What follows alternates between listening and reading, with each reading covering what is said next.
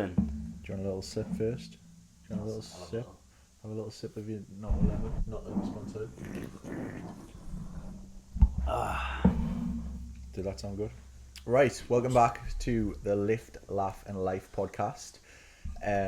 Today we're going to talk all about getting shredded, getting peeled, getting diced, getting dick skin shredded. You're not allowed to say that. You got a better word for it? Just rip, mate. Just absolutely rip. Just going straightforward. Just straightforward. You can't. People overcomplicate these things. And you just got to go ripped. So I'm here joined by the man who's normally behind the camera, but we're going to just try and roll with it, bounce off each other. Do you want to introduce yourself? Well, You're going to go with your name? We'll go with my name. My name is Joe, otherwise known as Creative Flow on Instagram. Yeah, you're probably thinking, why is a photographer and videographer going to talk about getting lean? But I am a qualified PT as well. Just to kind of... The ginger ninja. The ginger. This is the kind of bullying that I've got to put up with. There's none. I pay him enough, I'm allowed. Just to clarify, there is none. Yeah, with recent events. Anyway, we're going to talk to you about getting shredded. Obviously, I wanted someone to bounce off with, and Joe sees a lot of people. You've been in the gym for like the last 2 years, seen a lot of people get shredded. What works, what doesn't work. Also, is a PT. Also, just a passionate gym lover, which makes my life easier when we shoot videos and stuff for the gym, and has got lean in the past. Well, not reasonably lean. I wouldn't say anything ridiculous. I'm just going to turn And you also, a good little part of this is Joe refuses point blank to do any remote sort of functional fitness or get his heart rate elevated at all, would you say? So he is the classic bro lifter and morning cardioer, which is absolutely fine because that's what he enjoys. Not that that's the only way. He fully understands. I completely understand, and I completely understand that it is probably not the most efficient way. It's just the kind of training that I enjoy doing. Yeah. And you love a good walk. His steps are always crazy. For a videographer who has to edit all the time, his steps are crazy. Anyway, let's get started with the video and tell them about getting shredded. So, what would you say is we're going to talk about Gen Pop. Want to get lean, want to get a six pack for the first time. Yeah. I'm thinking, I don't know, like some of our friends who aren't like mad, like out of shape, probably carrying a few unwanted pounds. Me at the moment. Literally, he's just summed up me at the moment. But think about your general person that wants to either, I suppose the female equivalent is always when they come in saying flat stomach, I want to get a flat stomach, I want to get a toned belly, or want to get abs. Lads, obviously, it's probably the most common thing that lads say in the gym, come in and say, I want to get a six pack, I want to get abs for the first time. So, Gen Pop, what would you say is the first thing that you start thinking about? What do you think's like? It comes down to one thing, really, doesn't it? In calorie deficit. Calorie deficit. The thing that people like to kind of try and avoid, but the basics are: if you want to lose weight, you want to tone up, you want to drop a few pounds, the only thing you need is a calorie deficit. Yeah. So you've got someone coming into the gym, coming into the fitness space. Obviously, training is gonna increase your output, but I think that one of the main things that people underestimate massively is just their general moving around day to day. So we speak about this all the time, and again, going back to Joe here, obviously, should we tell them that you did a bit gardening? Yeah. Did a bit gardening. So Steps. I'm still doing 3 days a week at my sort of what was my full-time job, which was gardening and landscaping, which kind of balances out the sort of editing work that I do, because when you're doing photography and videography, you sat at a desk a lot of the time, which makes it harder to get steps in. But on the sort of other side of that, with the garden and landscaping, I'm getting 30,000 steps in a day. Yeah. So again, going back onto that, one of the main things that we see, and one of the main issues that I see with people being unsuccessful at the gym when it comes to getting lean, is their lack of non-energy active thermogenesis. Giving us a little test there. So day to day, whether it's a person starting on day one, the first thing I sort of go to is say, like, try and hit 10,000 steps per day. And believe it or not, like, say if you've got someone in your family, obviously who is quite overweight, they could probably get leaner They could not 100%. get they could get leaner. They could start losing weight Makes from a difference. just moving more, just from just Yeah. taking the stairs a little bit more. Yeah, exactly. Because even if that doesn't put you in a calorie deficit, it's still increasing your expenditure.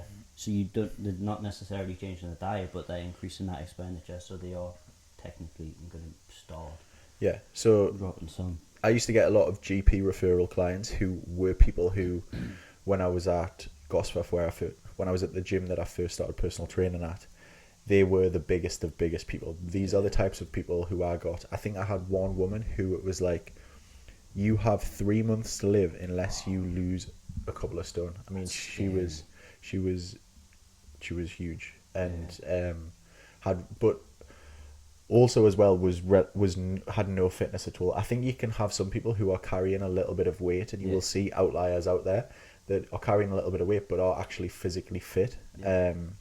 It's completely different. Yeah, it is completely different. But this woman specifically, she was obviously seriously overweight, also had no fitness, to the point where they were like, you are going to have a heart attack, we're going to refer you to a personal trainer who was supplied by the NHS to try and get you there. And honestly, the first few, obviously we're going in extremes here, but the first couple of steps for me were, right, she drank 2 litres of full fat Coke a day, crazy, like little things. So cutting out all fizzy sugar drinks. You can have, look, we're smashing a Nocco right now, hashtag at it again, keep on. But sugary drinks, like things that you don't think about. So I would just write a list and be like, look, take these out of your life and start moving more. And I wouldn't even really train them to start with. I would just go on these crazy long walks. I mean, you can't get someone to squat with a bar on the back of the neck. Exactly. But also when they're that overweight and they're being told that they're at risk of having a heart attack, you can't elevate their heart rate to a certain extent. Yeah. You need to be careful and make sure that you're not putting them at further risk of having a heart attack. You know, these people are you can't do battle ups. These people are having heart attacks when they're having sex. Do you know what I mean? Like, it's like it's legit that bad. Like, yeah, it literally is. You can't even get your freak on without. And it happens. I think people underestimate it. Yeah. So that's first thing. The second thing that I would sort of like start going into, and apart from, what do you say is more important, going to the gym first or nutrition out first? I think going to the gym is probably just getting them to start, because I think moving. yeah. So the second thing is just getting started with something, and this isn't me going to be like, oh, buy a sculpt plan. You can't, but Would recommend it. What I'm saying is just getting started with anything, whether it be like yoga, because you get someone who's overweight, yoga, you get someone who just starts walking, like we're saying, but doing something, finding a form of exercise that you like. If you do a sculpt class or a functional fitness class or a CrossFit class, something like that. Or like you say, even just walking more. Yeah. Getting out for walks. Other side of the scale, going in and starting a program like you've done. Who was the first program that you sort of did? I'd probably say David Lates, David Lates. So back in the day, DUP program. Yeah. So finding something that you enjoy. Obviously, we both enjoyed like a sort of bodybuilding split at the start. Like, I was going in, probably not the best, probably not the most beneficial, but when someone comes into the gym, soon as they start touching weights at that point, when they want to lose weight, they're going to lose weight, and when they want to build muscle, they're going to build muscle, just from basic science. But yeah, just getting started with something and getting started with training. But from a more advanced level, and I think you agree with this, this is one of the most common questions that we sort of get, is lifting weights. For people try to go and turn themselves into cardio bunnies straight away when it turns into lifting weights. But lifting weights has a massive benefit in terms of fat loss, and also lifting heavy weights, like lifting 3s, 5s, 8s in terms of rep maxes and stuff like that. And I mean, you can talk about this a little bit more, but that has a massive benefit in terms of retaining muscle mass and actually helping you lose body fat, not just going straight into the 20 rep bunny. Yeah, but it is crazy, because you know that the more muscle mass that you have on your frame, the higher that your expenditure is going to be anyways. Yeah. Like, you're going to burn more calories walking around with more muscle mass on your body than you probably would like doing crazy cardio sessions. Yeah, I think that people are always very surprised by how much I eat and how much I can get away with. It's absolutely ridiculous. The amount of food that this guy eats is crazy. Absolutely crazy. But at the same time, there's a few factors for that. One Yeah. is because I hold more muscle mass than the majority of people, so my weight. And this is why I always say one of the things that catches people's attention is if you build muscle, and when I'm going to be stereotypical, girls who come into the gym just think that, like, I want to lose weight, I've got to do cardio. But what I try to say is if you build a couple of pounds of muscle from lifting weights, from progressively overloading, from this, from that, you watching Netflix, you right now versus you with 3 pounds of extra muscle, the 3 pounds of extra muscle person, version of yourself, will burn more calories watching one Netflix episode than your prior self. Yeah. Does that make sense? So that individual is always 10 times out of 10 going to beat the person with less muscle. And that is even if you are at the same body fat. So what it's like free burning calories. Yeah, exactly. It's like burning calories at rest. For doing nothing.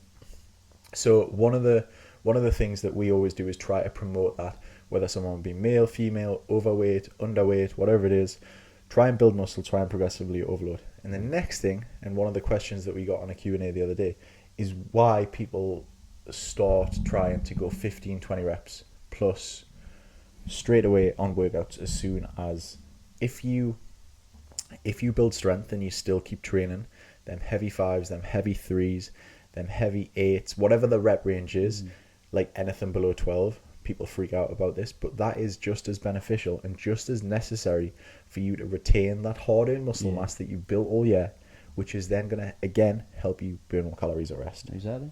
And that is the missing piece of the puzzle. It is, and I don't understand where the sort of philosophy behind people coming in and doing crazy sets. Like, the first time somebody walks in the gym, I don't understand what makes them, or what they've seen that makes them want to go and do, like, a crazy set of 30 reps. Yeah. Like, where has that came from? I think everyone sort of thinks when you first come into the gym, and this is a lot of people, it can be scary to move up the rack and to start. Once you start squatting above 130, stuff starts getting scary. Yeah. And like you are starting to do that. So what's an easier option for you to see progress? And you will still see progress with this as well, by the way, to a certain extent, is lifting more reps. Yeah. Because, you know, same thing, you're looking at the sort of dumbbell rack. As soon as you start getting above 25s, you actually have to start thinking about like how you pick it up rather than just yanking it off the rack. Yeah, maybe it is that. So that is one of the main things that we see. And one of the problems, so if I can give you any sort of advice is, and you should be lifting throughout a different form of rep ranges. So when we program at Sculpt, we're sort of going heavy at the start in terms of like probably a little bit of strength training. So that could be anywhere from 3 to 6. Then got some hypertrophy in, sort of 8 to 12, 8 to maybe 15 borderline. And then 15 plus for like workouts, and save that for your sort of conditioning pieces, or maybe like still your hypertrophy work or something like that. Like we've done a lot of leg press and stuff like that. Yeah. Great for building muscle still. Yeah. But what I'm saying is you don't want to be doing that for every exercise all the way through your workout. Yeah. Yeah. Because without progressing the weight, effectively, like, it's not going to be long before you're doing 40 rep sets. If you're going in the gym and trying to progressively overload every week, but you're starting like a set of 20 reps without progressing the weight, for you to progressively overload, you're going to be doing like sets of 40 reps. Yeah. You're right. I mean, how far does the rabbit hole go? And it's the same with like sort of sets and sets and sets. People sort of think that like more is always better in terms of like sets and reps, but if you've only got an hour or an hour and a half per day to train, which is more than enough, and that's pretty good, I would say I'm a 90-minute person per day. You can't keep adding sets forever, because eventually you're going to lose time. You're not going to have enough time to actually get the work in, which is a bit crazy. Like detrimental. Yeah, exactly. So in terms of nutrition is one of the ones that we think that this is probably why we wanted to do this episode, because it blows people's mind how, like, we've got a lot of tricks and stuff like that behind the scenes that like PTs do and people who actually know, but there are still a lot of people that are unaware of calories, go crazy on the weekends, undo all of the hard-earned work. I've had a lot of friends recently in the last couple of weeks sort of start saying, you know, why is this going wrong? Why is that going wrong? Because this is the time of year, obviously it's March right now, where people start, people are starting to get shredded. So I want to talk about what is your stance on diet and what do you do? So you said that you wanted to start your cut on Monday. Creative Flow, you heard it here first. He is going to do his cut on Monday. So we're going to do a podcast in 12 weeks and see where he's at. See if I've still got a face. It's on the podcast now, so now it is accountability. But what is the first sort of things that you... Because I would say that you are an individual that even though like you might ask me for help, you don't really need help to a certain extent. Like you know the basics and you know the foundations. So for me personally, the starting point, when you decide that you do want to drop a few pounds, you need to find out your calorie maintenance. So like without knowing that calorie maintenance, you're just going to eyeball everything. You need to know how many calories your body is going to take to maintain the weight that you're currently at. From there, then you can work out your calorie deficit and things like that. But I think the first like sort of stage is just working out that maintenance. Yeah, when I am, so I'm not going to lie, right now, I'm sort of training a lot because of the triathlon. I'm just doing whatever the hell I want. But a couple of weeks' time, right, I'm going to get serious. There's something big coming up. First thing I do is jump on the scales, which is not for progress. And that's one thing I want to make clear. And we are both very strongly opinionated about this. Weight does not matter in terms of how heavy someone is or not. But to get your TDE, total daily energy expenditure, to get that starting point, you need to weigh yourself. And it was something that when I am bang on the ball, I would say I am doing 2 or 3 times a week, fasted in the morning, completely empty, just so I have a constant variable measure of progress, but also to know if I'm eating enough or too little or that's too a big much. Thing. I mean, you got a comment before, and I was hearing stories yesterday, and I don't think people talk about it enough, but people under eating and not seeing like the weight dropping off. Like people expect that comment we read before, 800 calories, eating 800 calories a day and like not losing weight. You're not going to lose weight on 800 calories a day. Yeah, I think I agree with that, but at the same time, one of the things that we're going to talk about, what I sort of had planned about, is the weekend warrior. And what I think, if you actually looked at this woman, she would not really be eating 800 calories per day. I'm gonna be a harsh PT, but the honest PT here, there will be things that she's missing. There will be like butters, sauces, coffees, stuff like that. Or she might actually be nailing 800 calories a day, but I bet what she's doing is she is crashing every single week, like what we used to when we did extreme diets. Crashing every single week, cheat meals all weekend, and then she's having cheat meals all weekend, and she's probably cramming in 4,000 calories, maybe 5,000 calories. Possibly. Let's say 5,000 calories between Saturday and Sunday. If you really break that down, that is still putting her weekly total far too much for her total energy balance. In a surplus. And this is one of the things that we see all the time. So the first thing I would say is, when you are trying to get lean, weigh yourself first.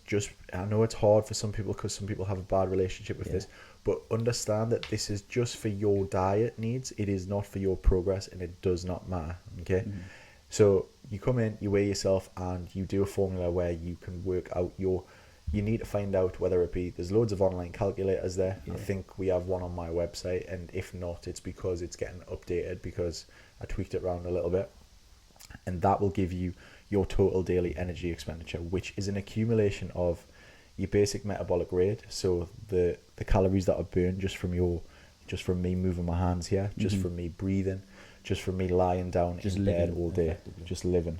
Then on top of that, you have your NEAT, so you like your walking around activities, you sort of you're doing the dishes, you're hoovering, you're walking the dogs, your stuff like that, your stuff that you don't really think twice about, but you can still improve.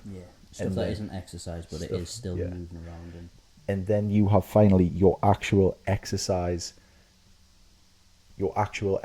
calories. So in terms of what you do from training, from doing any sort of cardio, any form of exercise, and all of those things are added up to give you your total daily energy expenditure. And the biggest, most important thing about getting lean is you have this line, whoever it is listening, and Joe has a line, I have a really high line. Everyone's line's different. Everyone's line is different. And if you eat below this line, calorie deficit, it is scientifically impossible for you not to lose weight. Yeah. Correct? Correct. There's nothing else to say about that apart from you will lose weight if you're in a calorie deficit. But I think what happens is people think that this is just an everyday thing, and as soon as they do it for one day, they are going to lose weight. Where you have to think of it, this is on a weekly scale, this is on a monthly scale. You have to do it for a certain amount of time before it kind of kicks in, because what you might have found is before you started, you've actually overate for 10 days prior to your diet start. Yeah, exactly. So you can't just do it for the first day and think that, you know, that calorie deficit is going to work instantly. You have to think that it's probably going to take a couple of days first before you initially start dropping weight, dropping body fat. Yeah, definitely. Maybe it's the first time that you do eat in a calorie deficit, you might, if you are weighing yourself the next day, you might see the scale change, which is just, it's not that you've lost a lot of fat, it's just water, all of that good stuff, depleted glycogen stores, which is why the scales aren't the only measure that you should be using to measure your progress. Yeah, and I think as well, ballpark rule of thumb, total daily energy expenditure, when you've worked it out, and what our PTs do is put someone in a 500 calorie caloric deficit. However, there can be a little bit of variance with that. You take someone who's leaner, like me perhaps, what you probably want to think about is being, right, this guy hasn't got a lot of body fat, but he still wants to get a little bit leaner. What do? I don't want to give him too much of an extreme, because he will get so lean that he might be too hungry and crash off his diet. So I would be the top end of the scale. I'd probably be like the 300 calorie deficit mark. Whereas someone who is starting off, think of the woman that I was talking about before, you can kind of be very aggressive at the start of their diet and maybe put them at 700 calories. I'm calling it as aggressive. A lot. That is aggressive. But if some, like you mentioned before, the lady who was referred by the hospital, who's got like 3 weeks to live, yeah, you need to take drastic measures in that case. Yeah, if someone's got a lot more excess body fat, you can be more aggressive, and probably what you want to do is, once they get further down the line, maybe sort of a certain amount of time when they aren't really that sort of overweight person anymore, then you recalculate and you probably make the deficit a little bit less. Yeah, definitely. Well, it wouldn't be sustainable to keep it at 700 calorie deficit.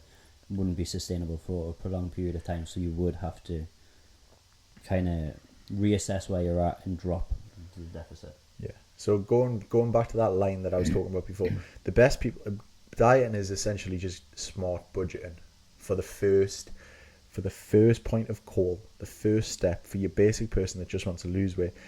Dieting is just budgeting. But then the next things that start coming in is macronutrients, micronutrients, and sort of how to kind of be smart and play about for your day. And we've learned a lot of tricks over the past, but one of the things that I think is very important in terms of people in the gym, especially when you are lifting, is obviously hitting your protein goal and understanding that this isn't quite scientific terms, but to put it in simple terms for a lot of people, what I say is, if you are just focusing on calories, yes, you will lose body fat and you'll probably look a little bit better, but your body composition might not change, as in your shape might not change as much, you might not tone up as much, if you don't start thinking about macronutrients. Is that right? 100%.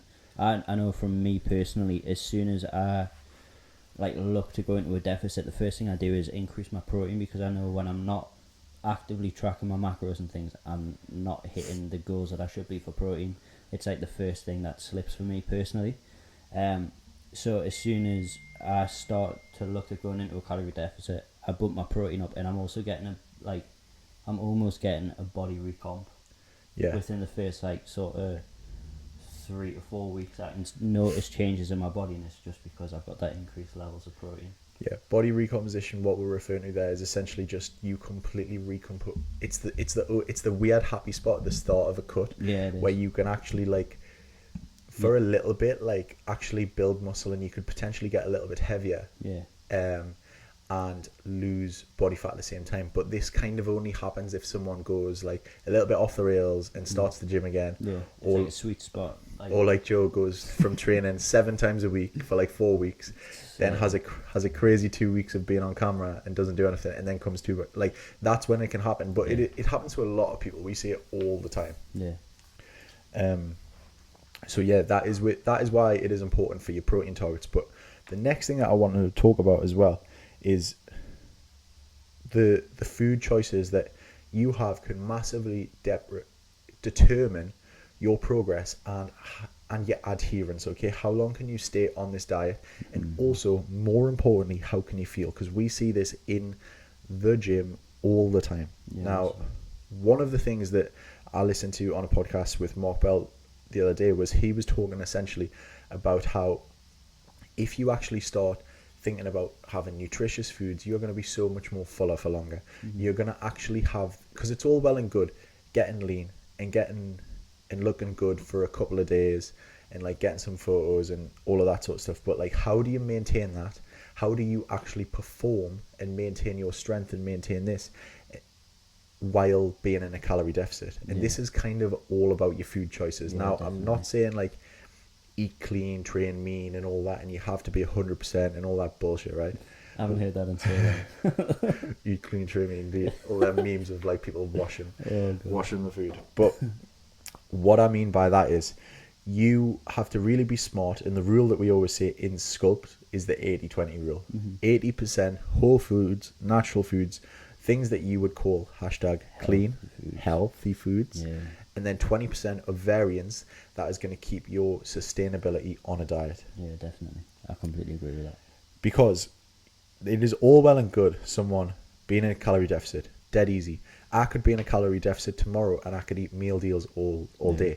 But what would happen? I would not hit my protein target. So there's one problem there. Yeah. Now, second thing is, I could be in a calorie deficit, I could have meal deals all day, and I could have protein shakes on top. Yeah. So I'm in a calorie deficit and I'm hitting protein. So kind of, from what we've said before, you could get in shape doing that. However, the one problem is your performance in the gym will go to shit. It's going to suffer massively. Yeah. Your strength is going to... So don't get us wrong.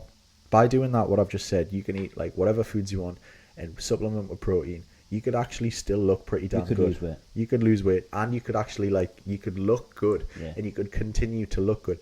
And if I'm being honest, there's days, and I'm going to use my Love Island time, that was me. I just wanted to make sure that I was looking good. But the thing is, then you were on the road a lot as well, so you had no other choice. Yeah, really. so... You weren't in one place to cook a meal. You're kind of ticking 2 out of 3 boxes there.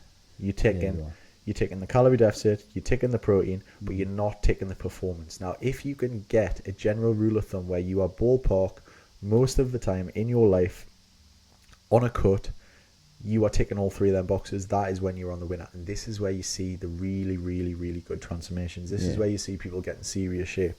And that is because they are choosing foods that are obviously have a lot of nutrients in, that are high volume for probably quite low calories. You know, your fruits, your vegetables, your chicken, your rice, your broccoli. But like spicing it up, like wraps, like bread. I'm not saying anything like that is bad or anything like that, but if someone is eating pretty much wholesome foods, they are going to perform better 80% of the time. They're going to perform better in the gym. And this, because you are seeing progress in the gym as well as in the mirror, is going to keep you on and adhering for a diet for long. 100%. It's going to keep you motivated. As soon as you start seeing the progress happen, but you also eating like those sort of quote unquote healthier foods, you're going to feel a lot better. Not just performance, but like you're just going to feel healthier with all of the sort of the vitamins and all of the like just the micros that come along with them foods as well. Your skin's probably gonna be glowing. You're gonna be feeling a hell of a lot. And it's gonna be a hell of a lot easier to retain that muscle mass, because if Joe and strength, and that is one of the most important things. We spoke about strength earlier on.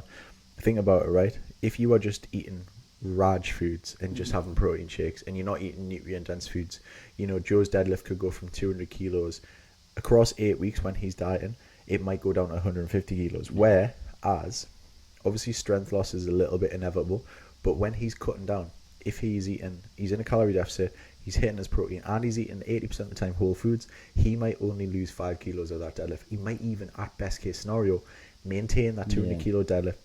So he's shredded, he's obviously losing body fat, and he's still maintaining his strength, and that is the key component. I think it's one thing, obviously, over the years, like back when I first started training, back when I first started dieting, it was like, don't track calories, just eat clean. That's what it was though back then. It was. Then we've got into this extreme of like, track calories, but don't eat clean. Yeah. Now, the best of the best really are doing a little bit of both. They're kind of They have a ballpark idea of calories, a bit like what I do. I'm not saying everybody has to track, and I'm definitely not saying you have to track every day all year round. Couple of days on, couple of days off, maybe a couple of weeks on, couple of weeks off. Obviously, you're going to get better results if you do it for a serious period of time. Say I get a big, massive, huge photo shoot tomorrow, booked in for 8 weeks' time. I'm not going to lie to you, I'll be tracking every day. But the other day I didn't track, the other day I did. Doesn't have to be too serious. For about a year. Why I look like this. But you're putting yourself down there. Joe's saying like I look like this.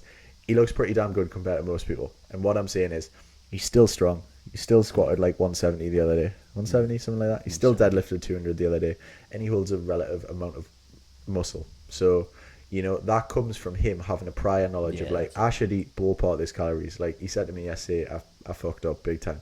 That's okay, because he's going to pull that back elsewhere. So what I'm trying to say is, you don't have to track all the time. You don't have to track everything, but having a subconscious number in your head to be like, I've definitely, if like you're a girl and you're on 2,000 calories, or a lad, 2,000 calories, you sort of eyeball and you think, have I had 4? I'm probably getting close to that. Maybe I'll rein it in a little bit. That is absolutely fine. Yeah, definitely. So that is pretty much what I would say is they're your staples. That's kind of like how to get shredded 101 in terms of like just the basics. Now, there's a few different things about there, and one of the things that we are big fans of is intermittent fasting. Now, intermittent fasting, before anyone jumps on, and I know James Smith as well hates intermittent fasting, but I'm not promoting intermittent fasting at all. All I'm saying is it is a little bit of a tool in your arsenal, and it is the same as everything else. Intermittent fasting does not get you to drop body fat because of intermittent fasting. No. Intermittent fasting for us, right? I'll give you an example. Yesterday, I'd swam 2,000 meters by 7 a.m. I'd ran around after clients for another 2 hours, and I'd done another 2 hours of something in the office, right? I needed food. But this morning, we have done these podcasts all morning. So have I really needed food? Not at all. Okay? So these are the types of mornings where all I'm doing is we're pushing breakfast back, and or meal one, whatever you want to call it, and we're turning it into brunch. Yeah. I mean, today is a perfect example. We haven't really done a lot this morning. In terms of like physically, we haven't done a lot. We've been doing a lot of work, but we haven't been moving around. We haven't necessarily trained or anything like that. So for us, pushing that first meal back, we weren't desperate for that first meal. We didn't need that first meal. So pushing that first meal back has been beneficial, because we know that we're going for wings tonight. You might not have admitted it, but we're going for wings tonight. So that kind of pushing that first meal back leaves us with more calories towards the end of the day. Intermittent fasting is not the be all and end all for fat loss, but if you are a greedy bastard like we are, right, intermittent fasting is probably going to be your best mate, because what that does is it allows us right now to delay that first meal, maybe not cut out, but like save budget, just like I was talking about the accountants. Budget some calories for later on when we're going smash wings and a pint. Wings. Budget some carbs, budget some fats, and do you know what? We'll probably after this have a proteiny sort of breakfast, something like that. And guess what? We're gonna go and smash the life out of wings tonight. At least I am. I'm gonna have a couple of pints and be pissed after 2 pints. And I'm not gonna feel guilty. And do you know what? Tomorrow, I'm still gonna be on track. And those are the sort of things that you need to think about being smart. Yeah. But the weekend warrior, there is gonna be some point, and I'm gonna talk about certain individual now. One of my friends at the minute, he's training really, really, really fucking hard. He's training like twice a day at the minute for 5 days a week, and he's having 2 rest days. So just to give you a little bit of context there. But he's actually getting fitter and fitter because we're training for this triathlon, but he's not really dropping that much body fat and that much weight. And I've said to him, I'm like, you really need to like rein in your weekends, because if you have a 200 or 300 calorie pint of beer, and you're having 10 of them, there's 3,000 calories. You put that in on a Saturday, that's killing you, because it takes your full week out of a deficit whereas you would. And he wants to drop body fat, he wants to get better, he wants to look a little bit better. And I said, right, all I want you to do is look at that 3,000 calories, right? Say you have one social pint at the start, and then once everyone starts smashing the pints, they're not even going to realize, right? Then you switch to the vodka lime sodas. That's probably going to save you 2,700 calories compared to what your average peak is. But at the same time as well, he came back to me and he was like, sort of saying briefly, like, but I've seen you kind of drink a couple of pints on the weekend, and I've seen you have wings like we're going to tonight and stuff like that. What people don't realize is, like, I've kind of done the sacrifice at some point. So I'll give you an example.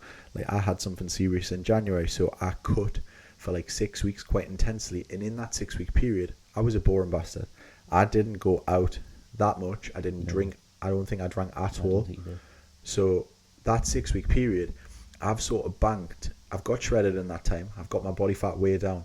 So until I kind of like go back to, until I go through a time period where I really, really, really fuck it, like a holiday, for example, like a 2 week holiday or something like that, I'm probably not going to need to do that sacrifice again for a long period of time.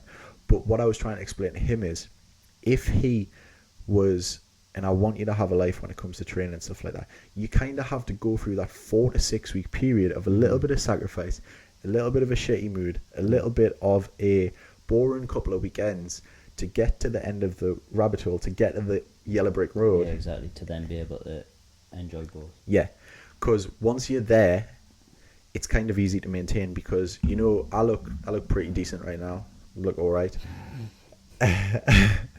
But what I'm trying to say is, you know, tonight if I go and smash wings and I absolutely fuck it, I'm not undoing my results. All I've got to do is go in and smash it, extra bit of cardio tomorrow, go on an extra long walk or something like that, and then I'm back to shredded Adam, if that makes sense. Yeah. Whereas if my mate, who I'm trying to remember not to mention his name, but if my friend, individual, he goes and smashes wings, what is that going to do? Because he's on the rabbit hole, he's on the journey down, he's on that 6 weeks, he's supposed to be doing that 6 week cut now. If he goes and smashes that, that's going to undo all his hard work during the week. Whereas I'm not needing to do any hard work. I'm already at the end. I'm already at my goal. I just need to maintain it. And maintaining it is so much easier than actually getting there. Yeah, definitely. 100% is. But I think, like you said before, you still have to enjoy that process. Like, at the end of the day, if you don't have, say, something important like you had in January, or there's no... I mean, Gen Pop isn't going to be stepping on stage in fucking 12 weeks' time. So if there is one day where you just, like, all your mates are going out, don't sacrifice your mental health to not go out and do that. Just, like, go and do it. Just be more sensible when you're doing it. Like, maybe don't smash 5 pints, just have one. Yeah. I think one of the examples that I always use with people, and I always say to people, is ask yourself this question, right? In the next month or the next, think 6 months into the future right now, 6 months away from you. Now, would you rather look like you exactly now and drink pints every weekend, or would you drink pints every second weekend, so 1 week on, 1 week off, and look 5% leaner? Ask yourself that question. And that is fine if you want to be the person one. If it's you're fine, happy in that person one, then that is absolutely fine. But if you're not happy in yourself, and you would feel more comfortable in yourself being person two, do that, right? Have 1 week of, like, progress Monday to Friday, and then go and shag it on the weekend, and then the second week go all the way through the 7 days being good, right? And I tell you what, you will accelerate your results by 100%. Okay, you will get to your yellow brick road, that end goal, 2 times quicker, because you are half in the damage. So think to yourself, and if I can give you anything to take away from this podcast, in 6 months, imagine yourself right now exactly the way you are, and imagine yourself with 5% less body fat. And that is not, by the way, 5% body fat does not determine whether you are a happy person or a sad person. Okay, you can be a sad motherfucker with 3% body fat and abs. Okay, most people at 3% are sad as fuck because they're just surviving. But what I mean is, you take me and Joe right now. In 6 months, we're going to go on holiday. We're going to book a holiday. Do you want to be you exactly now, or do you want to be you 5% leaner? Ask yourself, can I go out just, instead of every single Saturday, I'm going to go out every second Saturday? And do you know what? I bet you have a better time. Yeah, you probably will. And because you then appreciate the time where you do go out more. Yeah. Because you're not doing it every week. You're going to appreciate spending the time with the friends. You're going to appreciate just enjoying yourself more. Yeah, and I think that is how to get shredded by us. not shredded guy and a shredded guy. But it is great to bounce ideas off, and I think that as well, if you've got any sort of questions or anything like that, we kind of just wanted to roll the camera and go for this because, do you know what? It's just pretty much because we've been in the gym all week and we've heard a lot of people talking about this, and hopefully it can help a few people. Yeah, we've had a few sunny days, people want to get their tops off, but not feeling quite confident enough yet. Yeah. But I hope you've enjoyed the podcast. I hope you've enjoyed this episode. Hopefully it can give you something to take away from it. Yeah. If you need any help, like I said, I'm pretty sure there's a free calculator on there. It is under construction, my website right now. So that is because we're trying to get the podcast on there as well. And apart from that, let's get shredded for summer and have a great time and drink loads of pints and meet and just have a big meet and greet and a beefer. And definitely, that's what we need to do. Sculpt meet and greet. Yeah, and obviously Joe might not be Ginger Joe, he'll be blonde, strawberry blonde Joe. And it's Moroccan spice. Auburn sunset. Right, that is all for today. Thank you, my lovely assistant, and we will see you in the not so distant future. Yeah, not so distant future. Right, over and out.